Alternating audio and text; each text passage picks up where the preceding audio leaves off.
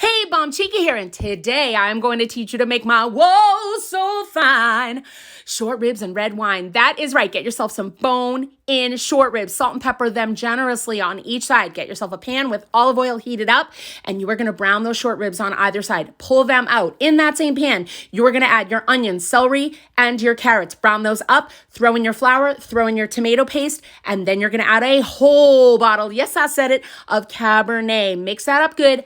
Add your short ribs back in. Let those simmer for a half hour. After a half hour, you're going to add your chicken broth, mushrooms, garlic, your rosemary sprigs. Let that come to a boil. Then you're going to transfer that meat into a Dutch oven with the juices and the vegetables and put that in your oven for 2.5 hours in the Dutch oven. Don't touch the Dutch oven at 350. When that comes out, you're going to be able to break that meat with a fork. That's how tender it's going to be. I serve it over a creamy mash. It is so bomb. It's so delicious. Enjoy this recipe.